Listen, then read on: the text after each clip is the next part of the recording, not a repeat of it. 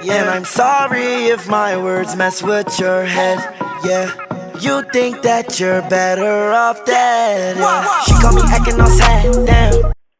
Hey everyone, so today is our first official day of AP exam review, which is very exciting. As some of you may already know, the College Board released a bunch of updates to the AP exam, and for AP Physics in particular, the last three units will not be represented on the exam. So there will be no questions about anything from the last three units. So that would be electric charge and electric force, circuits, and waves. So some of you may be very sad about this. Some of you may be very excited. But at the end of the day, ultimately, we can all look at this as a good thing in the sense that we have a lot less to review before the AP. We're going to start today by going all the way back to the beginning of the year. So we're going to talk about our favorite unit, kinematic equations. Yay! So our video today will be very brief. We're just going to go over each kinematic equation that we need to know and be able to use. And then we're going to all jump in together to practice in the Zoom call. So let's jump in and start with two important definitions. So when we think about velocity, we're really just thinking about the change in x over t, or the change in position over time, or the displacement over time, right? So if I travel 5 meters in 1 second, then my velocity is going to be 5 meters per second. This is just a rate of motion. And then acceleration, on the other hand, is equal to the change in velocity over time. So how much I'm speeding up or slowing down over time. Now let's talk more in depth about our kinematic equations that we use.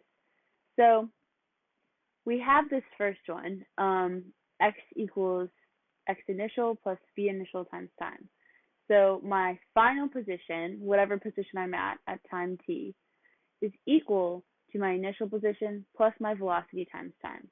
So this is just another way of writing that the change in x over time is equal to the velocity.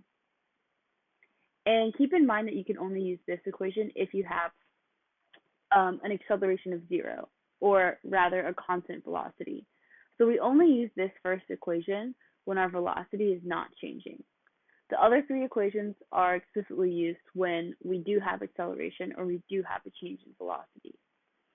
Let's look at the second equation now. We have that the final velocity is equal to the initial velocity plus acceleration times time. And this is just another way of writing that acceleration is equal to the change in v over t.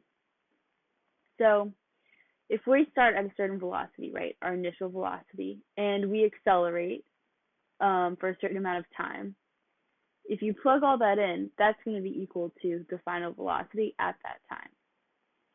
Lastly, we have my final position is equal to my initial position plus my initial velocity times time plus 1/2 times at squared.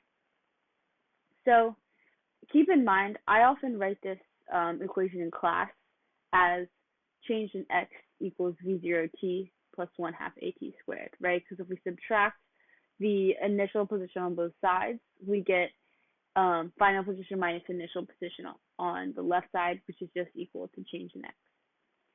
And then finally, we have this last equation, which we don't use as often, but still definitely comes up. The final velocity squared is equal to the initial velocity squared plus 2a times change in x. So now that we have our kinematic equations written down in our notebook, as well as our definitions of velocity and acceleration, go ahead and open up the worksheet and join the Zoom call so that we can start doing some practice together.